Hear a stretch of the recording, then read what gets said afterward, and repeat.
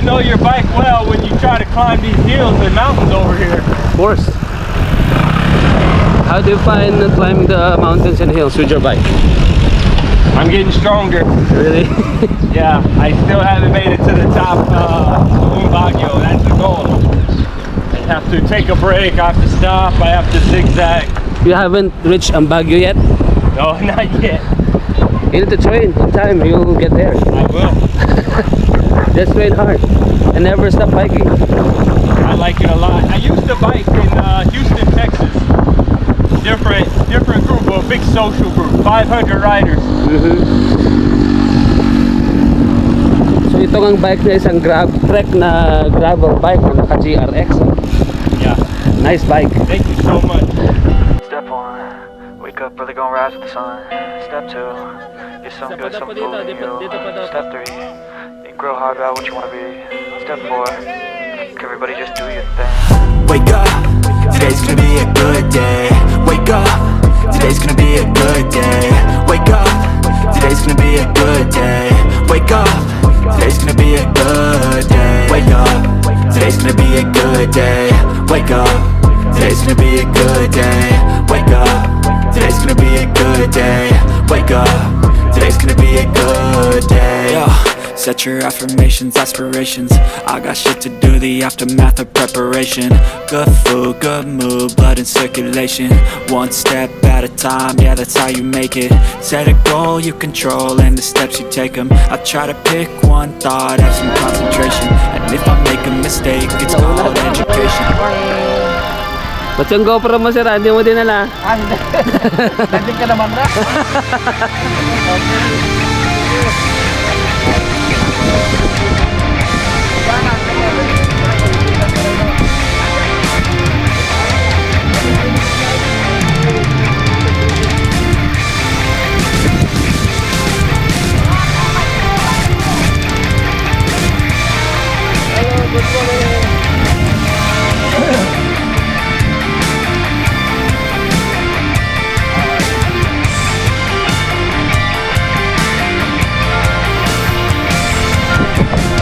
Kamusta ka ba, Jack Pride? Ngayon ay May 1, Labor Day. Biglaan itong ride na ito. May mga nakasalubong akong members ng Bison or Boyongbong Solano Bikers Club.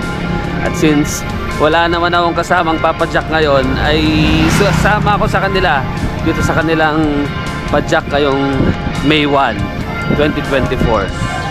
At ang tawag sa rotang ito ay ang Lamut Loop. May parte ng rotang ito na first time kong pupuntahan. Kaya excited din ako. Tara, let's go!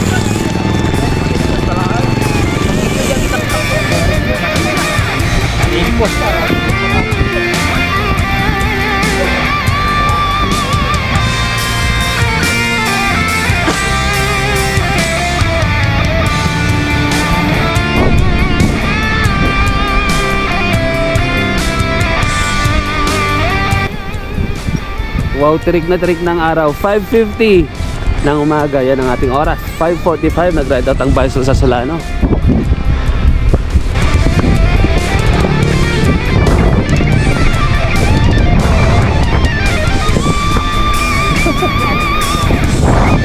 Kumain natin sila ulit.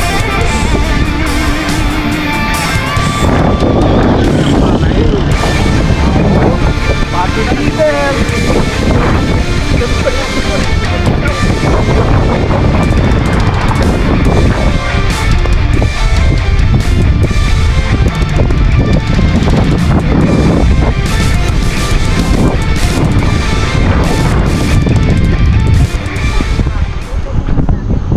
Isang bagay na hinahangaan ko sa grupong Bison ay kapag silang pumapadyak talagang sabay-sabay.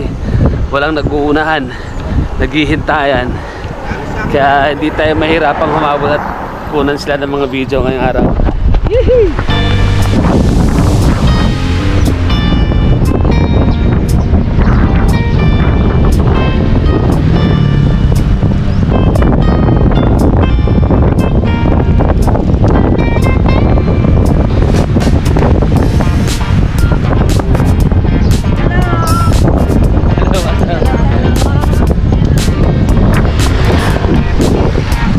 Chill na chill.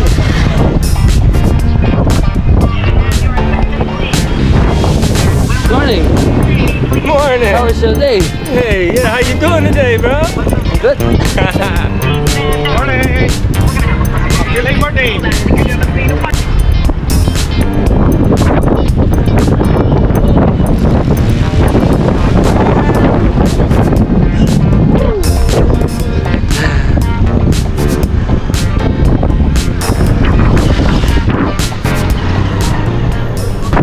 Kapag Jack Pride, ito yung bagong kasamahan ng Bison. This is the first time I bike ride. O, di ba? Ang bilis sumagot. It's the first time. What's your name? Oh, with Bisol? I've been riding with Bisol since I got to the Philippines. Well, your name first, and from where are you? My name's Louis Fournet. Louis? Yeah, From? Louis Fournet, and I live in Huntsville, Alabama. Mhm. Before that, I lived in Houston. Before that, I lived in New Orleans. How did you come to the Philippines? My wife, she's Filipino. Ah, you're married to a Filipino. Yeah, born and raised here. I met her in New Orleans. Ah, Yeah. and now you're living in Wakal. We were living in Wakal. And how did you join this group, Bison? You see, first day in the Philippines, I jumped on my bicycle looking for, just trying to explore, and I met Pons. Mm-hmm. And Pons took me in, his sturdy dog, huh? And I don't know, I've been riding with Beso ever since.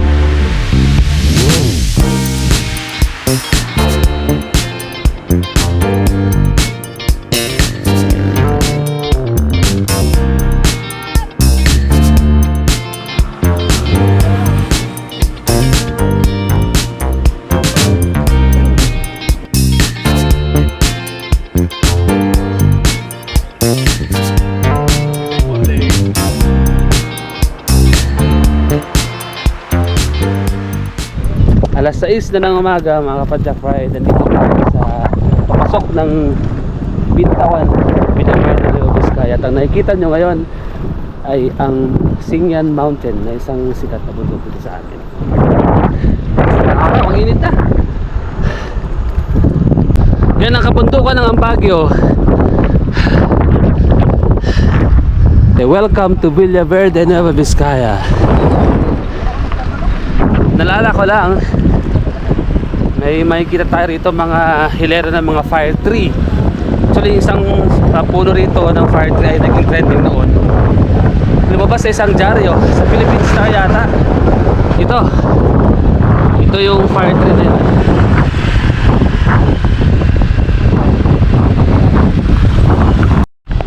Ito, may isang fire tree pa dito. Wow, nice. At papasok na tayo ng Bintawan Sur.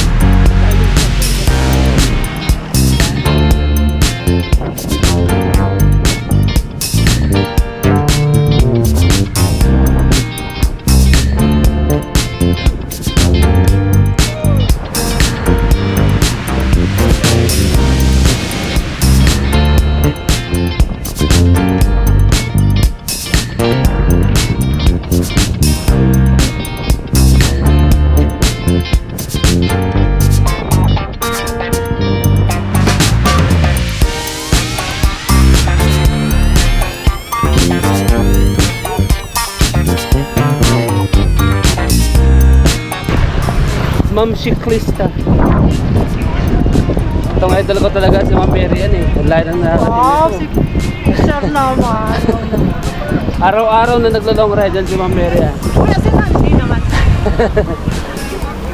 Humble pa daw, no? Yan, papasok na tayo ng Barangay Bintawan Norte mga kapadyak. Special sa akin itong lugar na to kasi dito sa barangay na to ako ay pinanganak. Itong lugar na ito ng Bintawan, dito ako lumaki hanggang 3 taon. Ang 3 years old, dito ako tumira. Shout out sa inyo dyan. Punta kayo.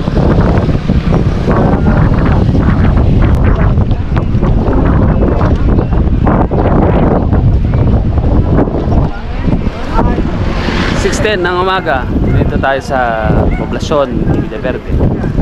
Makita ninyo ang kanilang munisipyo. Chill na chill talaga. Hindi ka mapapagod kapag ganitong padyakan kahit gaano kalayo. Joke lang, nakakapagod din naman pero mas relaxed. Hindi masyado nakaka-stress kasi hindi mo kailangan mag-exert ng masyadong effort para pumadyak. May ahon ba mamaya? Mataas ba? Sige, sige. May ahon din daw. E, tignan natin yung ahon. 6:15 ng umaga dito tayo sa Ibong Villaverde. Taas na yung araw. Liliko ngayon sa Nagbitin sa ibang daan na ito. Ito yung sinasabi kong bagong rota na ngayon ko lang pupuntahan. Papuntang ko kahapon. May mga ahon.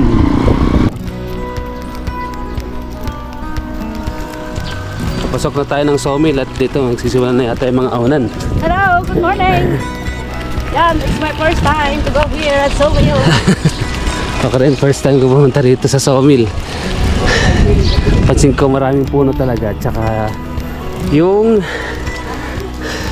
mga kabukiran eh. Nauna yung mga sakalam. Welcome to Barangay Sawmill. Yes. Let's see.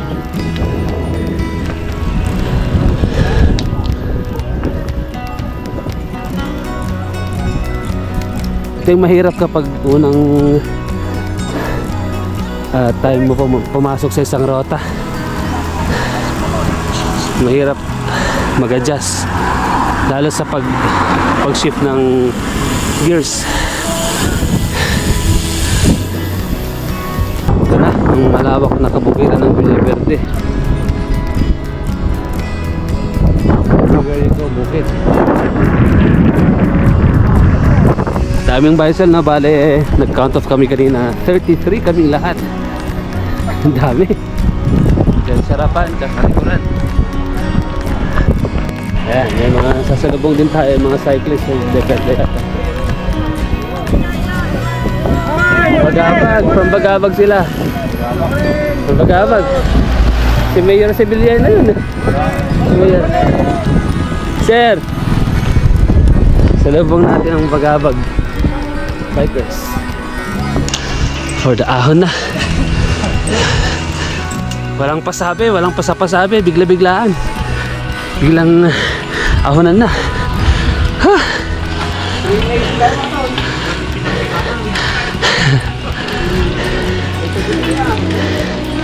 Hindi ako nakahandang wag ganito ah. Yung short ride ko naging mukhang long ride sa araw.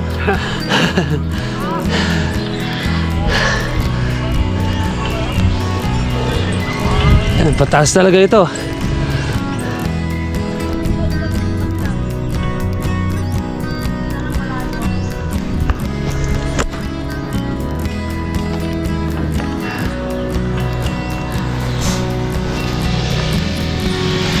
(6:39) ng umaga. Isang ancestral domain pala ito ng mga Ayangan, itong Barangay Ocapon. Papasok na tayo ng Barangay Ocapon. Maganda yung rota, medyo masikip lang yung mga daan pero simentado naman. Wala pa namang rough road so far. 6:45 ng umaga mga kapadjakpad. Dito kami sa Ocapon. Mukhang ito yung sentro nila. Bale nagre-regroup ang Baisol para mabuo ulit yung grupo at magsabay-sabay ulit na badyak. Hindi mag-picture ng Baisol ah. Oh, malilim dito, maraming puno. Ito official videographer ng Baisol, yan si Sir Arong. Ang official videographer ng Baisol. Sumabit lang talaga tayo mga kapadyak. Gusto lang natin may pakita rin yung ibang mga siklista ng Vizcaya. Isang chapel, St. Vincent Ferrer Chapel dito sa Ocapon.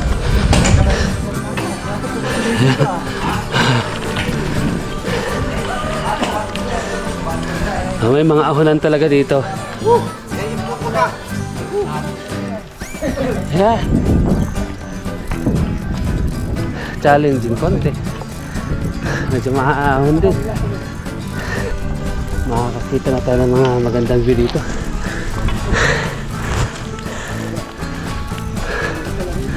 Oo. May mga tanim silang mais. Oh. Maghintay kaya tayo. Salamat. Sa likod lang ako. Thank you ako. Ito yung dalawang Maria na lalakas. Ang Baisol.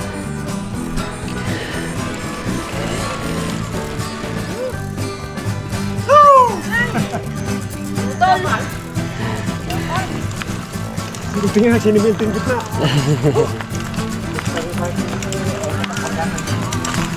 Akalain nyo, sir. Ano sir? Hindi ko alam dito sa Ocapon eh. Meron palang 4 lanes at saka 3 lanes. Buhay ng isang videographer. Lagi nahuhuli, lagi naghahabol. Si Sir may dapat malakas umahon. Baba lalaki yata. Yan si Sir Arong. Kunan din natin yung laging kumukuha ng video. Lagi na lang taga-kuha lang. Siya naman yung nagkukuhanan ng malapitan. Sir Arong, kuya ng Bambang. Pero sumali pa. Dumaya pa dito sa Bayombong at Solana para sumali sa Baisol. Pababa ulit. Sheesh.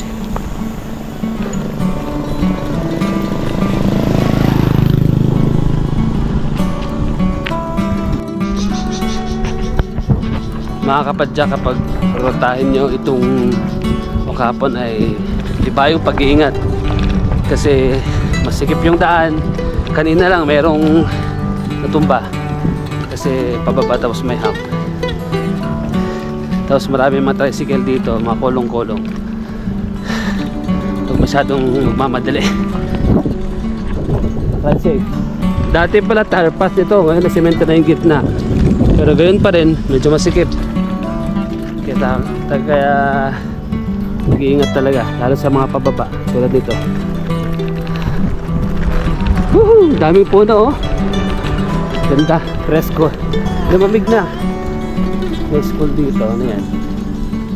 Munggilit Ligmayo Memorial Elementary School. O diba? Taga Vizcaya ako mga kapadyak, pero may mga lugar pa rin dito na ngayon ko lang mapupuntahan.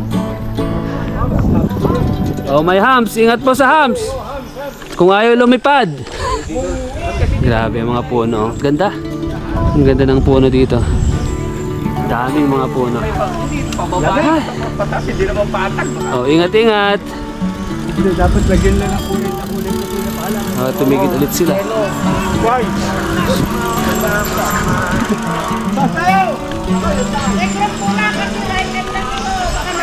17, 18, 19, Nag-count off sila mga kapadyak fight. Kami pala. Kasi merong diversion dito. At bago yung rota, hindi alam kung saan pupunta. Kung left or right. So, tumigil lang lahat para mag-regroup. Para lahat ay kasabay pa rin sa kapadyak. Let's go!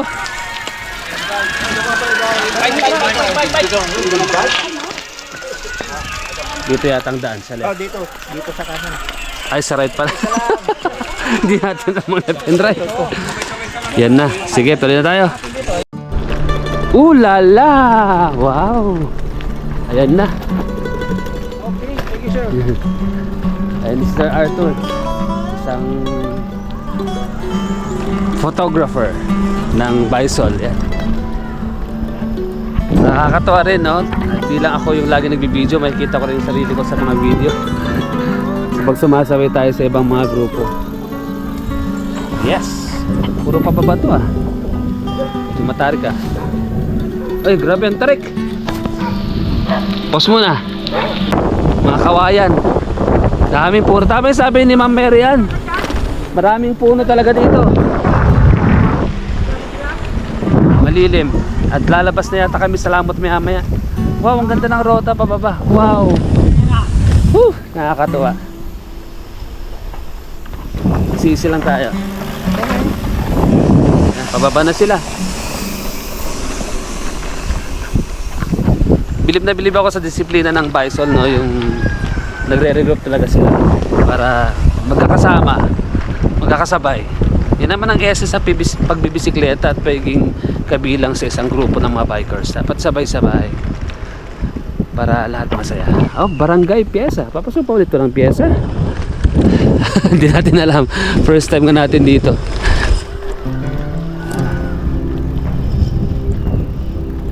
Kabukiran, kabundukan.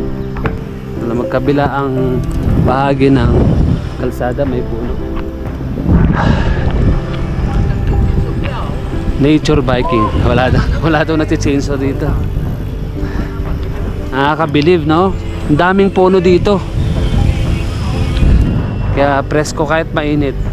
Sigurado ako dito sa lugar na ito, hindi nila masyadong nararamdaman yung epekto ng tag-init kasi maraming puno, presko.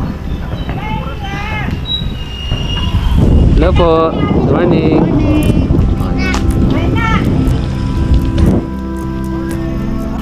Mukhang pababa na ito, dire-diretso natang pababa hanggang lamot.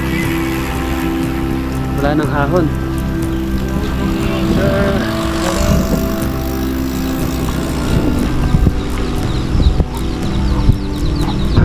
Ang habang pababa, nung naisip ko maganda yatang rotahin to na pa-reverse ha, kung naghahanap tayo ng mga ahon. Ang habang pababa.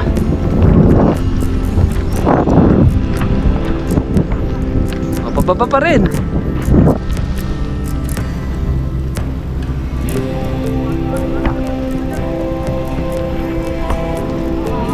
So nice. Yan yung mga iingatan natin, mga kulong-kulong na ganyan. Baka mabangga tayo. Woo! Ganda! Ang ganda ng tanawin, ang ganda ng kapaligiran.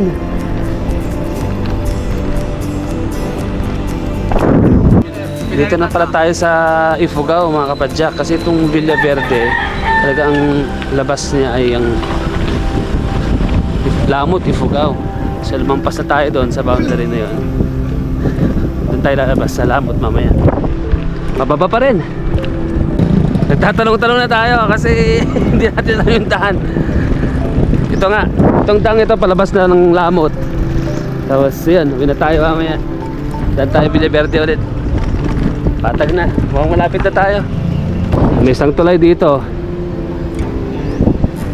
Ang gaya ng nangyari kanina, regroup ulit.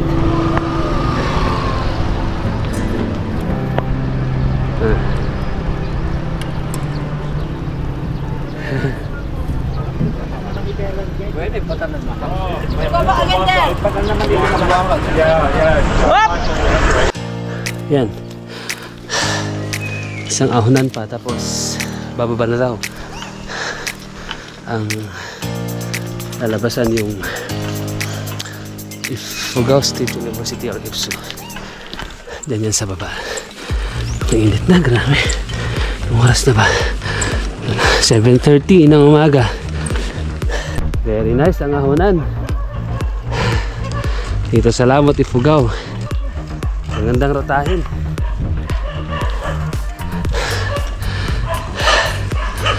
Init. Sa pagpadyak, kailangan magdala tayo ng maraming tubig. Let us stay hydrated.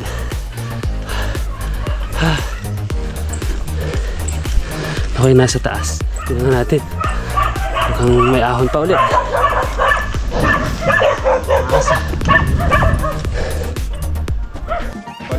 Papapa na ba yan o talagang gutom ka, sir? Papapa na, kunahan na din. Pero proud din ako, sir. Ay, daka nora po. Pero may akyatan pa mo. Dapat akyatan? Ha? Picture. Galing? Mayroon pa isa. Tapos bababa na. Mukhang dito ko na rin tatapusin ang aking vlog mga kapadyak ride. Ito ang ating Lamut Loop kasama ang Bison. Maraming salamat sa panonood. Mag-iingat sa pagpadyak. Huwag mapapagod. Pumila. Ano ba? Ganda yung rides natin. May singit pa yan.